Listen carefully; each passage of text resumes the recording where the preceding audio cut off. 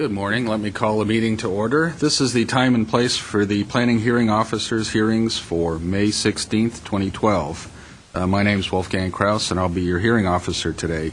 We've got two conditional use permit cases, and the exhibits are located on the panels directly behind me. Now, with regard to the conditional use permit, under the provisions of Title 30, Chapter 30.42 of the Glendale Municipal Code, a conditional use permit shall be granted if four required findings are present, and they are: number one, that the proposed use will be consistent with the elements and objectives of the general plan; two, that the use and its associated structures and facilities will not be detrimental to the public health or safety, the general welfare, or the environment; number three, that the use and facilities will not adversely affect or conflict with adjacent uses or impede the normal development of surrounding property; and four, that adequate public and private facilities, such as utilities, landscaping, parking spaces, and traffic circulation measures are or will be provided for the proposed use. And both these applications involve the sale, serving, or consumption of alcoholic beverages. There are an additional 5 criteria that have to be considered when making the findings that I just mentioned. And they are: number one, that where an existing or proposed on-site use is located in a census tract where more than the recommended maximum concentration of on-site uses, or that where an existing or proposed off-site use is located in a census tract with more than the recommended maximum concentration of off-site uses, both as recommended by the California Department of Alcoholic Beverage Control, such use does not or will not tend to intensify or otherwise contribute to the adverse impacts on the surrounding area caused by such overconcentration. Number two, that where the existing or proposed use is located in a crime reporting district with a crime rate which exceeds 20% of the city average for Part 1 crimes, as reported by the Glendale Police Division, such use does not or will not tend to encourage or intensify crime within the district. Number three, that the existing or proposed use does not or will not adversely impact any church, public or private school or college, daycare facility, public park, library, hospital, or residential use within the surrounding area. Number four, that adequate parking and loading facilities are or will be provided for the existing or proposed use, or other reasonable alternatives satisfy the transportation and parking needs of the existing or proposed use. And number five, that notwithstanding consideration of the criteria in subsections 1 through 4 above, the existing or proposed use does or will serve a public necessity or public convenience purpose for the area. And if the evidence presented in conjunction with the application demonstrates that the findings are present, then I can approve the application and impose conditions related to the case. If the findings of fact are not evident, then the application will be denied. Now, with regard to public notice, we did the public notices which were mailed to property owners located within 500 feet of the subject property, and also to occupants.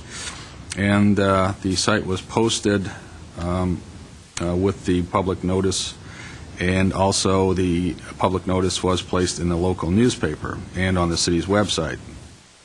Now, the hearing will proceed as follows. First, I'll read a description of the application, and then, if necessary, I'll make any reference to comments from other city departments or letters that have come in, although most of those are covered in the staff reports. The case planner will then make a brief overview of the case, give an analysis, and make a recommendation. Then I'll ask the applicant to come forward, give me your name and address, and make your presentation within a 15-minute time limit. After that, I'll listen to anyone else that wishes to speak either in favor of or in opposition to the application within a 3-minute time limit. And then at the end, I'll give the applicant a chance to rebut any of the testimony given by preceding speakers within a 5-minute time limit. Then I'll close the case and take it under submission, and I'll be preparing a decision in writing. It'll be in the form of a letter which is sent to the applicant and to all persons who responded to the public notice, either by speaking at this hearing or by submitting written responses, and who have also provided their name and mailing address. Now, the date of the decision is the date that's on the letter. With regard to appeals, under the appeal provisions of Title 30, Chapter 30.62 of the Glendale Municipal Code, the decision may be appealed to the Planning Commission within 15 days of the decision date, and you can get the information and file the appeal at our Permit Services Center here in Room 101, this building. And if you haven't already done so, please fill out one of these speaker cards and provide it to staff. And in addition to being on television, I think we're still recording these on tape. Okay. As part of the public record. Okay. I think we've had a request to reverse the order. Are we still doing that, Mr. Reza? Yes, Mr. Cross. Okay. For request of the applicant. Okay. So we're going to start with 806 East Colorado Street, conditional use permit case number PCUP 1206549. Applicants are Michael Guerrero and John Giovanazzi. G2 Strategic Capital, LLC. Property owner is Alan Orland. And this is an application for a conditional use permit to allow the on-site sales, service, and consumption of alcoholic beverages at a tavern in the C3 Commercial Service Zone, Height District 1, described as a portion of Lot 23, tract number 1164.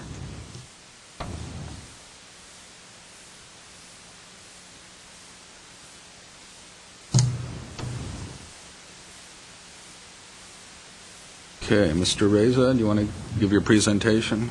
Yes, thank you, Mr. Cross. Good morning. The subject property is a mid-block development between Everett Street and Adams Street.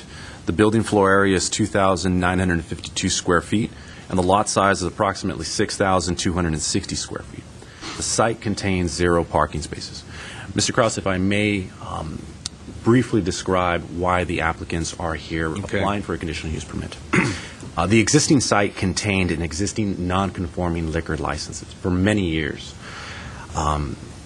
When the applicants were in the process of obtaining their zoning use certificate, they visited the city and found that there was a year lapse between ownership.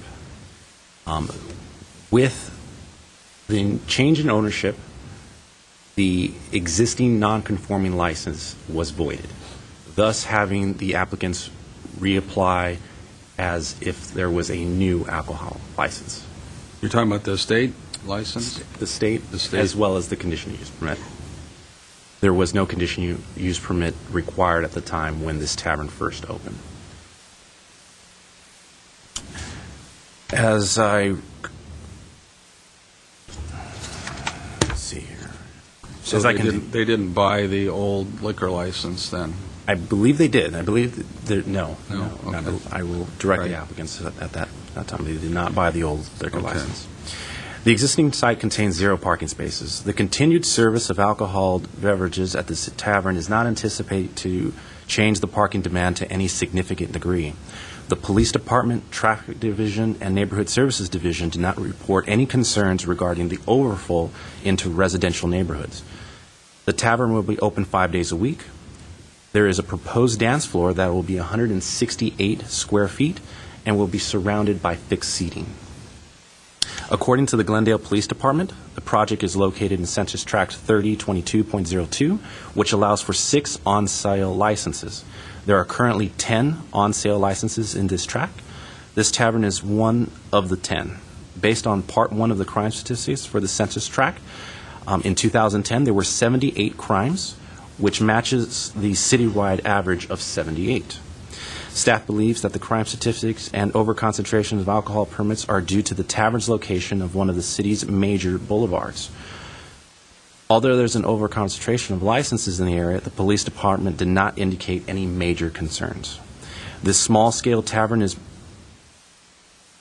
will make it unlikely for transportation and parking to be serious issues.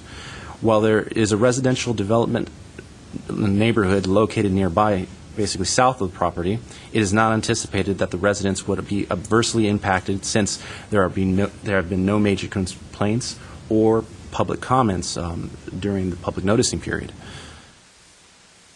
Due to the project's small scale, and it's in fact basically a renewal of a previously approved CUP, this project proposes no major concerns. Staff recommends approval of this project with 21 conditions as noted in the staff report. The applicants are in the audience for their presentation and further questioning. This actually isn't, they don't have a previous CUP, right? I want correct. I may clarify that. Okay. There is no CUP on file. Okay. That was my mistake. Okay. All right. Thank you, Mr. Reza. Thank you. Let me ask the one of the two applicants, whoever's going to be doing the major presentation, to come forward. And again, give me your name and mailing address for the record, please. Good morning, Mr. Kraus. My name is Michael Guerrero. My address is 806 East Colorado Street, Glendale, California, 91205. Home address, that's business. Home address is Okay, you don't need whatever, just your mailing address. That's fine. 806 East Colorado Street.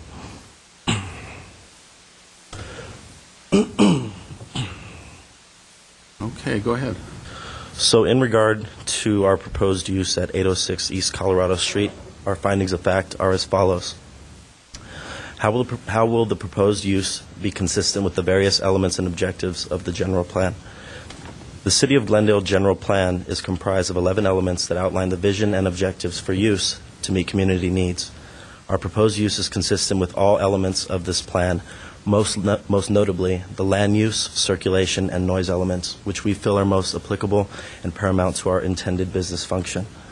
In terms of land use, 806 East Colorado, the proposed business location, is located in a C3 commercial service zone, so the proposed use is consistent with the commercial service land use designation outlined in the land use element of the general plan.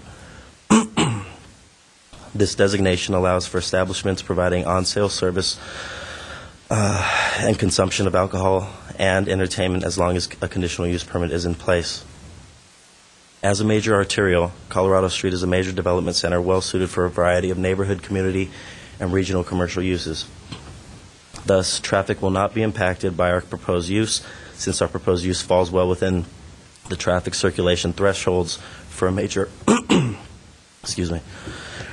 for a major arterial. Parking will also not be significantly impacted due to the abundance of commercial street parking during our planned hours of operation, without the need for parking spillover into surrounding residential neighborhoods.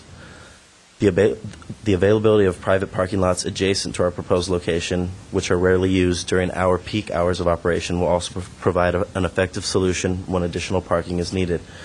We have already opened dialogues with some of the owners of these lots in hope of forging alliances to provide valet and/or self-parking services to our patrons during these times.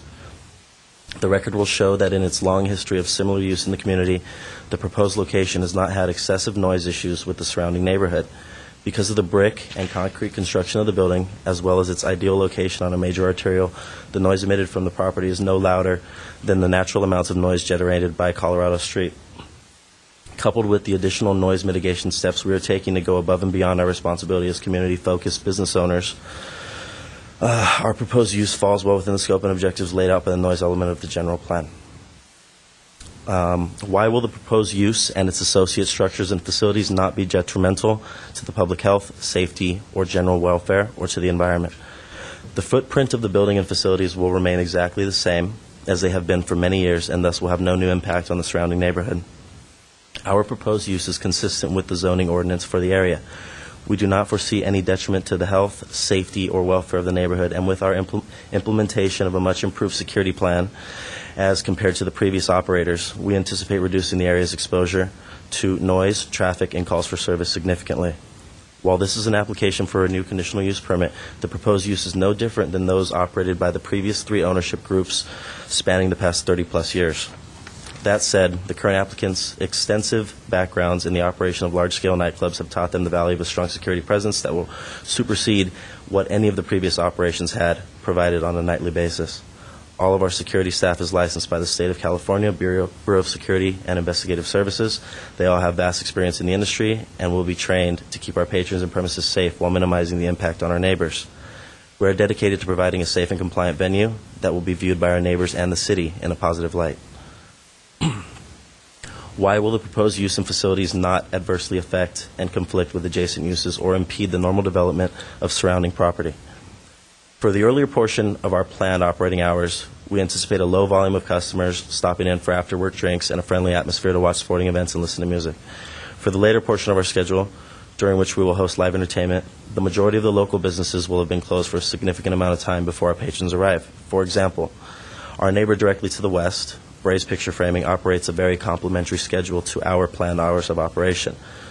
Both businesses will be open at the same time for only 30 minutes per day on most days. Therefore, we expect to have no impact on this business and their customers. Other adjacent uses include numerous restaurants that will benefit from the increase of foot traffic that our proposed use will bring to the particular section of Colorado Street, especially since our proposed use does not include food service. In summation, the bar-lounge format that has existed at this proposed location in the past has not conflicted with adjacent uses and development and is not expected to do so in the future. Explain how adequate public and private facilities such as utilities, landscaping, parking spaces, and traffic circulation measures are or will be provided for the proposed use. The public and private facilities encompassing our proposed use are more than sufficient to accommodate our business model, and no major improvements of any kind are needed. From a utility standpoint, the proposed location has accommodated comparable uses for over 30 years. As such, it is perfectly suited for the proposed use. Given the capacity of Colorado Street to handle high volumes of traffic circulation, excuse me, the abundance of commercial street parking as evidenced in a recent parking study performed by the applicants, and the fact that our proposed use will do the majority of its business during off-peak hours relative to most of the surrounding businesses, there will be no added stress or need for change to the city's infrastructure. In addition to the four main findings of fact, because we are a business that does sell and allow consumption of alcohol, there were also 5 additional findings that we responded to. If the existing proposed on-site or off-site use is located in a census tract with more than California Department of Alcoholic Beverage Control recommended maximum concentration, how does such use not or will not intensify or otherwise contribute to the adverse impacts on the surrounding area caused by such overconcentration? Given our location on a major arterial, which is one of the busiest streets in the city with a wide variety of commercial uses, there is a naturally high concentration of ABC on-site and off-site licenses in the census tract. Given this density of licenses and the fact that service of alcoholic beverages has always taken place at the proposed location with minimal impact on the surrounding area, a continuation of service at this location will not intensify or contribute to the adverse impacts caused by overconcentration. If the existing or proposed use is located in a crime reporting district with a crime rate which exceeds 20% of the city average for Part 1 crimes, how does such use not or will not tend to encourage or intensify crime in the district? The site for our proposed use is not located in a crime reporting district with a crime rate which exceeds 20% of the city average for Part 1 crimes. Per our in-depth conversations with the Glendale Police Department, the subject crime reporting district is on par with the city average, 0% excess. The fact that the site for our proposed use has operated for so long without an excessive history of calls for service, combined with our comprehensive security plan that goes above and beyond any security plan ever implemented at this location, indicates that there will be no encouragement or intensification of crime in the district. How will the existing or proposed use not adversely impact any church, public or private school or college, daycare facility, public park, library, hospital, or residential use within the surrounding area? Tavern business has not only coexisted with residential units in this neighborhood for many years, but also was looked at as an asset to the community where people of the area could congregate socially after working on weekends. Our proposed use continues this long tradition of being an asset to the community. With no public or private schools, colleges, daycares, libraries, hospitals, and only one church and small public park in the immediate vicinity, we anticipate little to no impact on these types of land use. Will adequate parking and loading facilities be provided for the existing or proposed use, or other reasonable alternatives satisfy the transportation and parking needs of the existing or proposed use? Adjacent to the proposed use are multiple private parking lots that are often not used during our planned hours of operation. We have already reached out to the owners of these lots in an attempt to reach an agreement for contracted use on an as-needed basis. However, there is plentiful street parking available on Colorado Street during our proposed operating window without spillover into residential neighborhoods, so use of the ancillary lots is not essential and would only be a bonus. This is because our hours of operation are compatible with the other commercial uses in the area, with our parking needs arising predominantly when other businesses in the neighborhood are closed. Additionally, we have opened a dialogue with the Bicycle Advisory Committee in regards to adding bicycle parking at or near our proposed location in accordance with the goals of the Glendale City Bicycle Master Plan. And last but not least, notwithstanding consideration of the above criteria, will the existing or proposed use serve a public necessity or public convenience purpose for the area? The proposed use serves as a public necessity and convenience in a multifaceted way by providing the neighborhood with a local after-work gathering place, as well as all of Glendale and its surrounding communities with a much-needed live music venue that promotes artistic expression and safe, quality entertainment.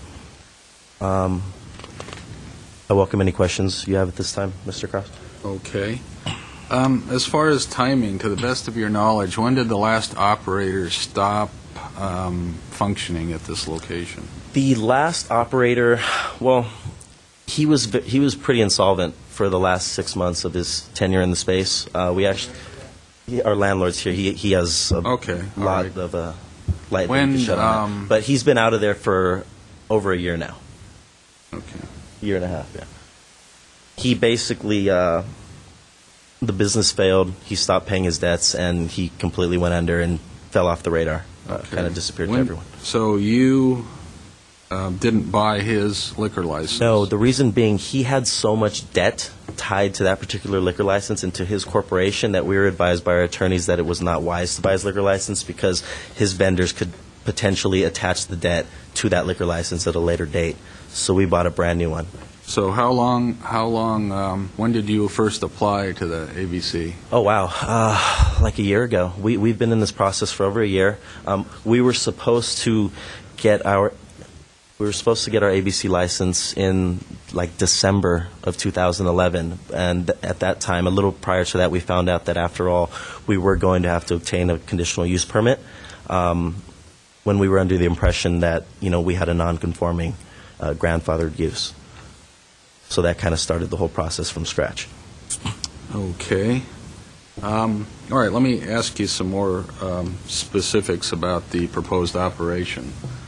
Do you mind if my partner comes up for these questions? Well, one at a time, please. Okay. I think he was prepared to answer the questions. All right, well, then I'll save the operation. Well, as far as either the site itself or the operation, do you want your partner to answer all of those?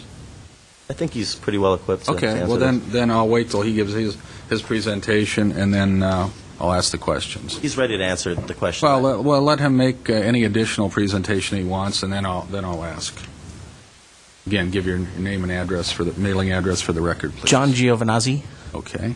Mailing address is 7510 Sunset Boulevard, number 105, Los Angeles, California, 90046. Okay. Just go ahead. Anything else you want to add before? I believe pretty much everything that we needed to cover was covered either in Mr. Reza's initial overview and then Michael's in-depth reading of the CUP application. Okay. You may.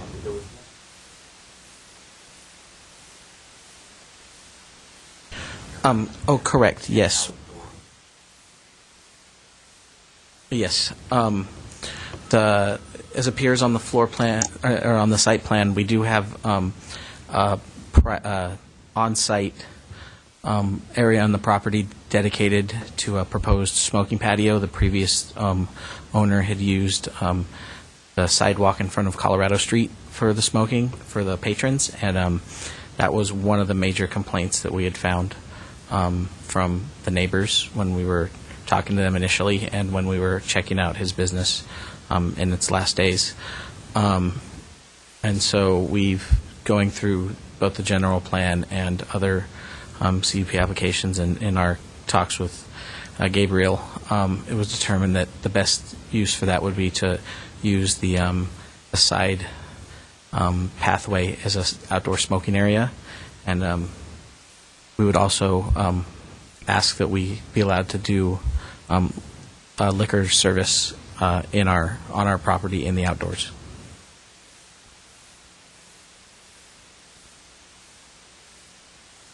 Okay.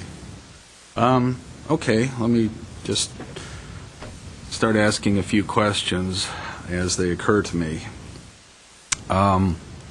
What is the actual proposed seating capacity based on your seating plan? I believe it's approximately... We're not talking about fire department maximum occupancy. That's 52 is 52 actual seats. actual seats, yes. Okay. And how many employees would you have at any given shift? It would be minimum of, I believe, 3 and a maximum of 10, 3 to 10. including the security staff. Okay. All right. And what's the maximum fire department occupancy? 179.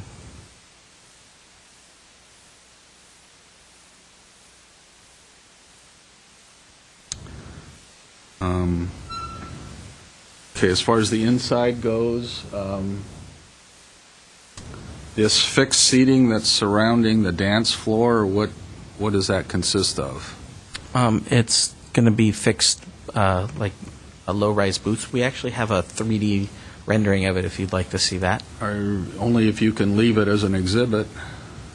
Do we have the ability to leave it? I could burn it to a disc and drop it off. I just don't have Okay, we can do that. it. Or I can email it. You can email it to Mr. Reza. Okay. How do we want to show that? We brought the cable to plug into the... Okay, well, let me, okay, then, okay, was that going to work, though? Then we have to switch that thing, don't we? Because it's set up for the computer right now. Perhaps. I think we can. Might need My understanding Yeah, is you that can do it. Yeah, we can do it. Yeah, just make sure that the projector is doing that. So I don't know, if you want to try and set that up while I'm asking the questions, maybe we can save some time. Okay, all right, well, let me save the inside, if there are any more inside questions, till later, and we'll stick with the outside stuff. You've got a driveway apron and you've got a driveway. Beyond the first couple of feet, what is the driveway made out of? It's a mix of dirt and gravel. Dirt and gravel. Do you know if it was always like that, or maybe I could ask the property owner? Well, I'll ask you later because we have to be on the mic. Everything that we've discovered, it has been that way as long as we could find any records of the Okay. property. The smoking area, is that where you plan on serving the alcohol? Yes, we don't plan on having actual servers out there, just allowing patrons to bring their beverage out there with them. Out there. What did you have in mind for that area? You're going to have movable tables and chairs? No seating, just like standard ashtrays and Okay. possibly a canopy.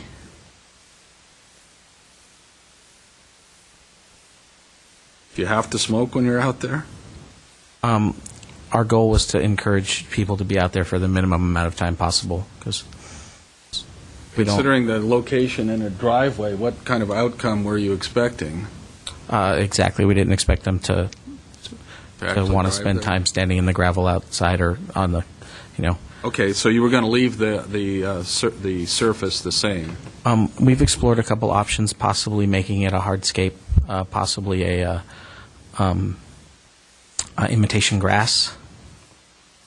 We wanted to get something that would be low maintenance, not use any water or electricity, and to be completely honest, not be terribly hospitable to the people out there, as we want them to be inside for the vast majority of their experience at our venue.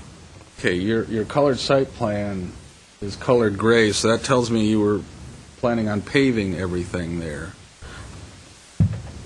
Paving was our primary option that we were considering. The portion on the back of the building it's a paved steps and then a walkway to the end of the building, and then the rest of that is concrete. Or it is concrete. Concrete.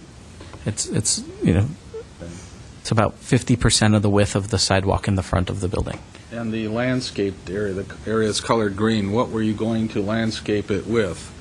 We were going to landscape it with the front portion. We were just going to landscape with an imitation grass, and the back How portion. about a second choice? Dirt or gravel? And how about a third choice? Grass. Okay. We're trying to minimize our water footprint. In the rear, there's an avocado tree, and the rest of it we were going to plant an herb garden for use in our beverage service. That plan up there. I'm looking at the yes. Non-colored one shows. Okay.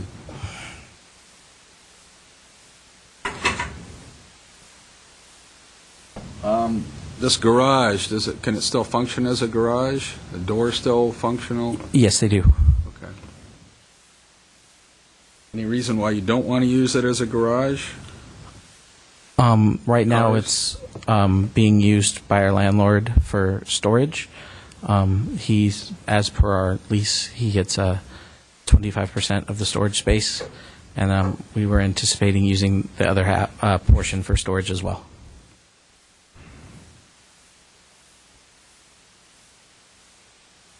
And how much would he get?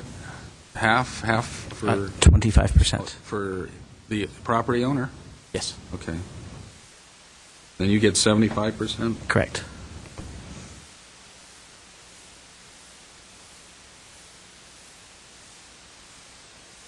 Okay.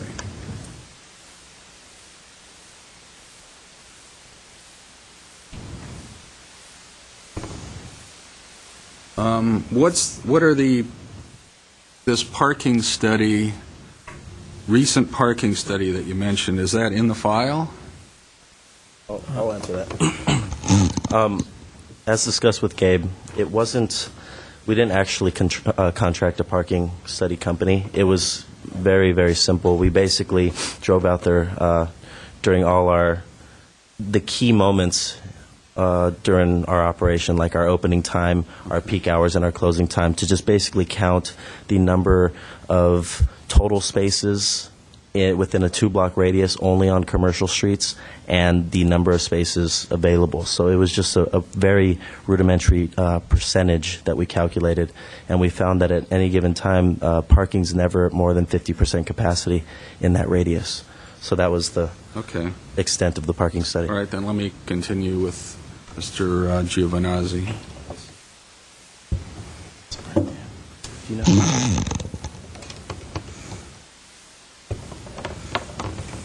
know? Okay, the 5 days operating, which days would those be? That was actually, I believe, a misspoke by Gabriel. We've always intended to operate 7 days. 7 days. Correct. Okay. And what would your hours of operation be? Our standard hours of operation would be 5 p.m. to 2 a.m. Monday through Friday, and noon to 2 a.m. on Saturday and Sunday, with the occasional exception when there's... What was that, Saturday and Sunday? Yes. Okay. With the occasional exception of when there's high-profile sporting events like World Cup or the Olympics, we would want to open whenever they were showing. You'd open earlier. Correct.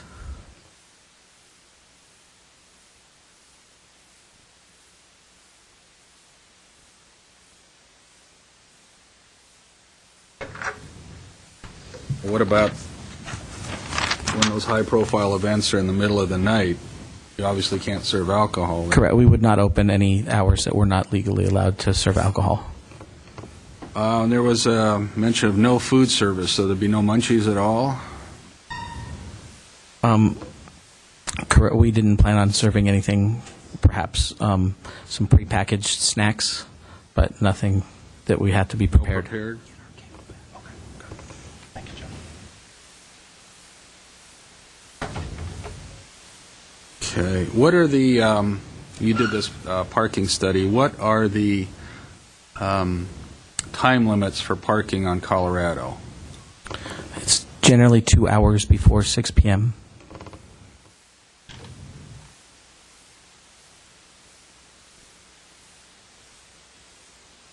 And after that, or any limitation after that? No limitation after 6 p.m. These 3 to 10 employees at any given time, where are they going to park? If it's a 2-hour limit? They're going to pay for parking at the parking lot next door. Next door to the east, west? To the east.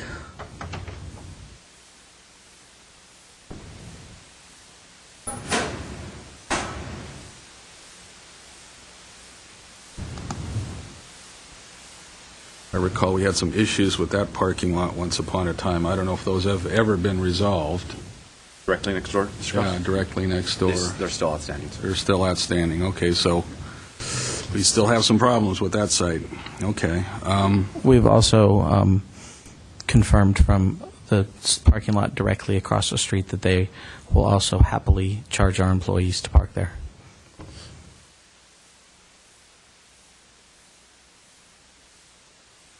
Okay, and where do you expect your customers to park? If there's a 2-hour limit, and this isn't a soccer game, but a football game or a hockey game? On every day except for Saturday, the parking limit expires before we would be open for 2 hours. Okay, and this 2-hour limit, does that apply Saturday and Sunday, or just Saturday? Saturday only. Sunday is Saturday only. no restrictions. Okay.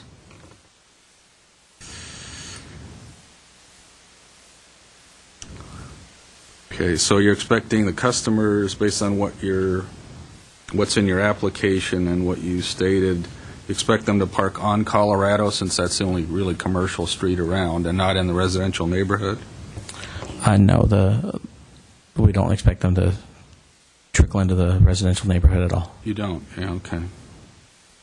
As far as this off-site parking that may or may not happen with or without pay at other lots, I really can't consider that.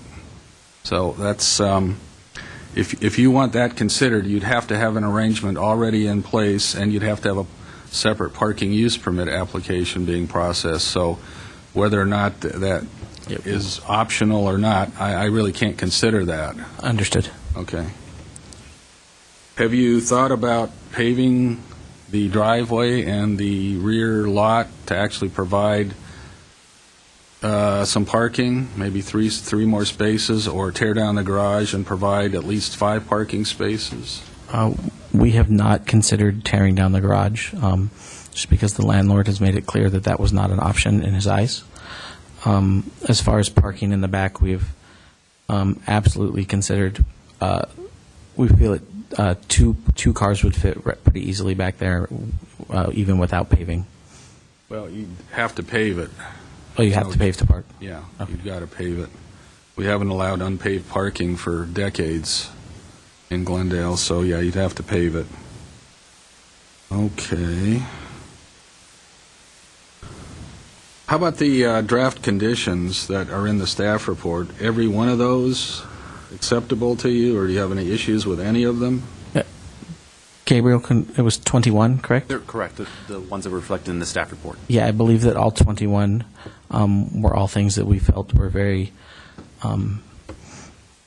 fair and adequate, and that we had no issues conforming to whatsoever.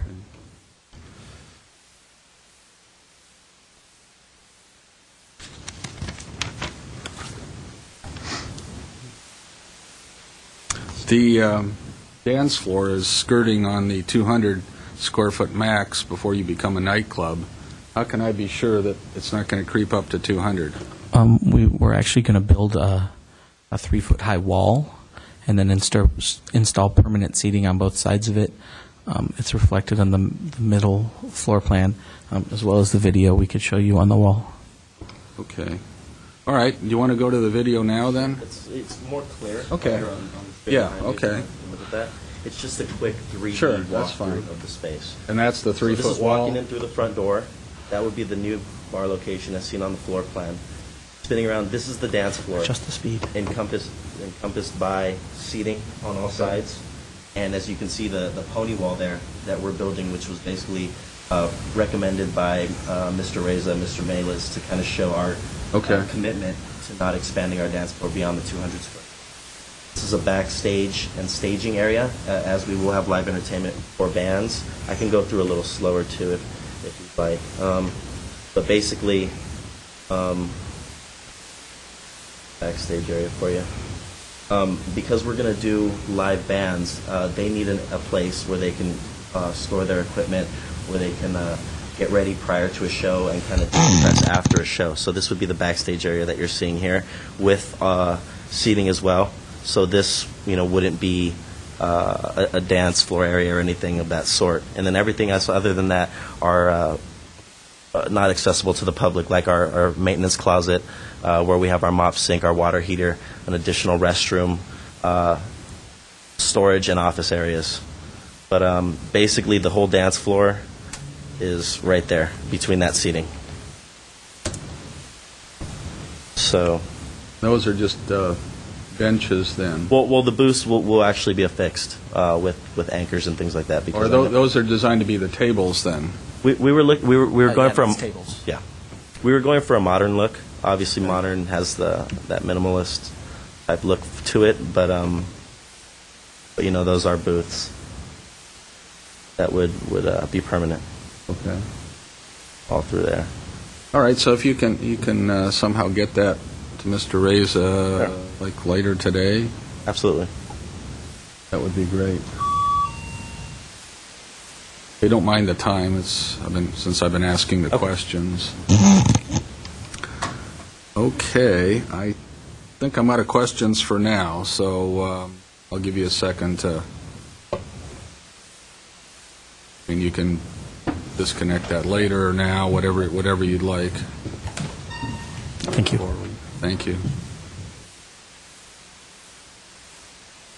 Give us a second to break down the set here.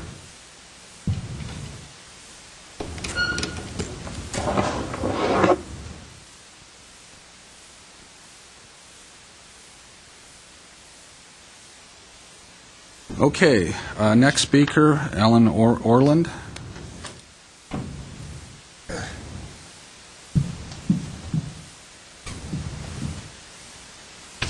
Good morning. Good morning. I'm the landlord, Okay. and I believe I can answer the questions give that your they name couldn't.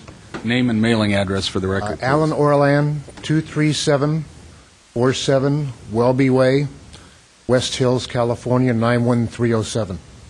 Okay, go ahead. You had some questions Yes. for them which they couldn't answer. Maybe I can. Okay. The previous occupant was evicted for non-possession of proper licensing and non-payment of rent. His license was seized by the State Board of Equalization for back taxes. When do you know when that happened? They seized the license. I evicted him in May of 10, and they seized the license immediately. After When in you escrow. evicted him, or you? Pardon me? They seized the license before or after you evicted? After I evicted him. Okay. He had tried to sell the license, and they caught it and seized it. Okay. And all the money that I assume will be coming out of that escrow will be going to them. The state. Yeah. Okay. Do you know if the license was ever suspended? Not to my knowledge. Okay. At least it never was when I was operating it. We opened the bar in 1977. But it was there before you. Oh, my father had it, opened it up in 77. And I ran it, managed it for him for close to 30 years. Okay. There was never any suspensions, revocations. I think I may have had one ticket which was reversed. Well, that's okay. I'm not in, I mean, I like the I history ran of it. things by the law, let's put it that way. All right. The site itself, was there ever any paving in the driveway or in the backyard? There's pea gravel going from the fence all the way into the back area. And that's been there since you can remember? I put the pea gravel in about 15 years ago. What was there before that? Dirt. It started out as a house. That building or That building was originally a house. That's why it has a garage. In 1920, whenever it was built. It's a pre-33 building. It's been earthquaked, sprinklered. Everything's been done to it to make it law-abiding. Okay. There was a major, there was a building permit for some major changes in '04 to, and I don't know what exactly they did, but it sounds like supposedly they increased wanted to increase the seating capacity. seating capacity. In order to do that, they had to handicap the bathrooms. So they had to widen the bathrooms and take out what was originally my office and make the bathrooms wide enough so they could be handicapped. And they also had to put a sprinkler system in, which wasn't existing. At that point in time, there was a conditional use permit on the property. There was? Gentlemen after them let it lapse. It doesn't sound right. I have proof of it at home. You didn't ever find a conditional use permit? Look up under Another Scene Hospitality Corp. LLC. Oh, okay. Would this be a zoning use certificate, sir, or would this be a conditional use permit? The people that I sold the business to got one. Okay. Not a conditional use I permit. believe it. When I had it, this permit didn't exist. It was commonly called an occupancy permit. That's all it was. Well, we're probably talking about zoning use certificate, Yes. yeah. Okay. When was the bar first established? Do you have any idea? 1977. 77? Had to be before then. Pardon me? It had to be before then. We owned it. We've owned it since 77. I don't know what it was before that. It was vacant when we took it over. Had to be there before 77, or you would have been required to have a Well, there was a condition. restaurant in there at one point in time, but the landlord that we bought the building from had a restaurant in there, but I don't know if she served alcohol. I never got into that, nor have I ever found any licensing substantiating it. Okay. Okay, anything else you want to add? No, just that the building is in good shape, and after talking to these gentlemen, I think they're going to be a credit as far as running a clean operation. And any little quirks there might be, I'm sure, can be taken care of. I don't know what other major concerns. The only other thing that has always been a concern with that place is the parking, but it's always managed to exist, do business, and the people have always managed to come in, and there's never been any complaints. Well, before this increase in capacity, how many people did you really fit in there? It was full, Let's see, there were operating it.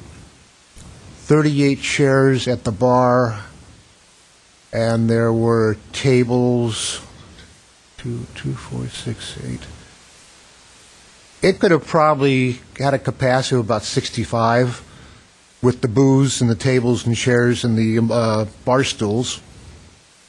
The original bar was a circular bar. I see. Sounds like it had quite a few chairs. Did you serve food when you were running it? We didn't serve food. We had an outside service come in. They had a thing called Darsan at the time, which was pre-made food, and all you did was heat it up in a little oven. Okay, Because we didn't have a preparation license. okay. All right. Okay, thank you very much. There's no other cards, so anyone else? Did either one of the two applicants want to make any closing Anything you might comments? need from me as far as we're good. documentation or anything? No, we're good. Okay. Thank you. Up to you. I don't have any more questions, so if you want to wrap up, I'd be glad to hear it for up to 5 minutes. Sure, I'll keep it brief. I just want to reinforce that our commitment of, following all of the things laid out in the general plan and all of the conditions that we've been set forth by the city, and that I think, considering the way things have operated at this same venue in the past, that we can continue a similar business, but with a revamp for modern days requirements, and be a successful business in the city for a long time. What kind of live entertainment? You said bands primarily. Anything else that you had in mind? It's 90% of the. We're going to do. We want to do like a karaoke once a week. For the happy hour portion of the day, if there's a major sporting event involving Los Angeles area teams, show that, or like a Super Bowl.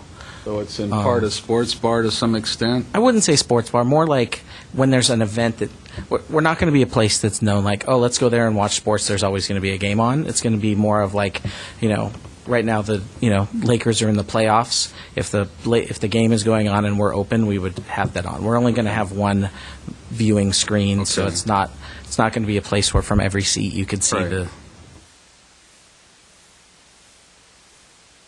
Okay. All right. Anything else? Is that about it? No. Okay. Thank you. Then I will close this case, take it under submission, and I'll be issuing a decision in writing.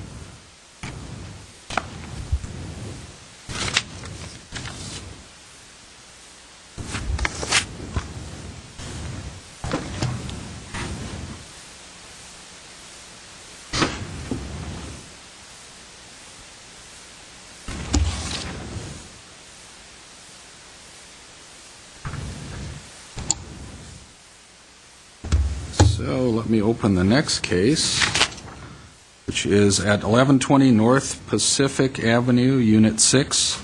Conditional use permit case number PCUP 2011-033, continued from April 25th and May 2nd, 2012. Applicant is Arthur Israelian. The owner is Rafik Kachaturian, and this is an application for a conditional use permit to allow on-site sales, service, and consumption of alcoholic beverages, beer and wine, at an existing full-service restaurant located at 1120 North Pacific Avenue, Unit 6, within the C1 Neighborhood Commercial Zone, described as Lots 63, 64, and 65, tract number 726. And the applicant is Arthur Israelian. Want to come forward and make a presentation? This is an ongoing business, so hit whatever highlights you'd like to hit, especially regarding, I need to have, before I call you up, I need to have Mr. Joe give us a brief presentation. I'll make it quick as possible. Okay, sorry. No big deal. I'm just going to go into a quick description of the existing property and the uses. The lot is approximately 21,000 square feet. There are two commercial buildings on the lot, approximately 8,500 and 2,000 square feet in size. Both of the buildings are addressed as 1120 and 1114 North Pacific Avenue. The subject property, the subject tenant space, once again, is 1120 North Pacific Unit Number 6. The tenant space for this existing full-service restaurant is 1,860 square feet. The subject property is surrounded by zones that are C1 and R1250, which is specifically to the east of the subject property. Quick analysis of this conditional use permit. The subject full-service restaurant has been operating in the city of Glendale with a zoning use certificate since November 24th of 2004. It was the sales of alcoholic beverages was established by a previously approved conditional use permit, which expired in December 22nd of 2011. This conditional use permit they're applying for was submitted prior to the expiration of that previous conditional use permit. The applicant wishes to continue the sales, service, and consumption of alcoholic beverages, which is beer and wine, with no modifications to the site or operation. Police Department indicates the census tract has 8 alcoholic beverage licenses, where 4 is permitted. The full-service restaurant holds one of the existing licenses, so this proposal would not intensify the concentration of licenses in the census tract. The number of crimes in the census tract is 6% below than the city average. Also, the police department has commented that the subject restaurant has not created any major concerns for law enforcement, as 0 calls for services have been made within the last calendar year. Overall, the applicant's desire to continue and to provide on-site sales, service, and consumption of alcoholic beverages appears to be reasonable based upon the facts of this application and the applicant's finding. Prior to ending my presentation, the city had received a letter of opposition on April 21st. In short, it was from an adjacent neighbor, Rosanna Tavmasian. She had provided her opinion in regards to Hatsatoon, which is the subject full-service restaurant. And in brief, she just wanted to provide that every weekend in the summer there's disturbances at night that last until 4 a.m. She mentions a bar noise. Didn't say which business, because there is another. Correct, but what she stated here was the restaurant next door, Hatsatoonian, wants to obtain a permit. So I'm assuming by that statement she's stating the subject restaurant. She just kind of ended it with,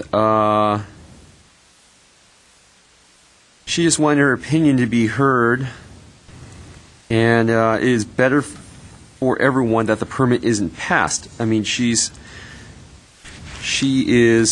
explaining her experiences from, I guess, this subject business. Now, the police department, once again, has indicated within the last calendar year they have 0 calls for service. Right, so we're not sure what business is causing this.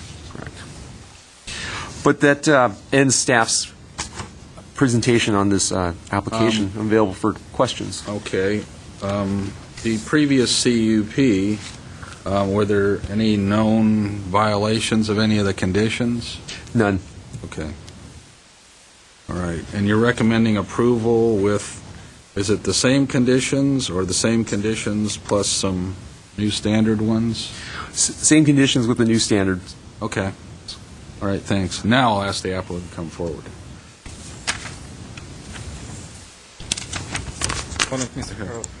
My name is Arthur Israelian. I'm applicant for 1120 North Pacific Avenue, Unit 6, Hatsatoon Restaurant. I think Mr. Dennis explained the subject, and if you have any question, or should I Well, this is an ongoing thing, so the main thing we want to know is, have you been complying with the conditions? Are you okay with the proposed conditions? Yeah.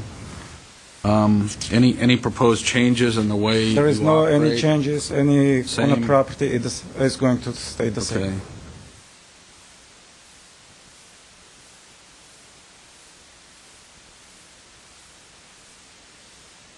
Okay, this is a little easier than the last one as far as what I need to know. Okay, well, if there's no changes, no questions, nobody else is here, so... For the complaint, I can little bit explain, because Sure. bar located Yeah, right next on the door. street, Right. and the restaurant, it's in a parking lot, and the people were there argue or something, you're going a little bit in. I think that's why they're gathering next to the Hot Saturn restaurant. That's why they thought it's from the Hot Saturn restaurant. It was 4 o'clock. When do you close normally? They're closed normally in the weekdays. They're closed 10. You're closed at 10? I'm not. You're not the operator, you're just representing them, right? Okay. Sometimes when they have some private party, they stay until 12:30. Okay.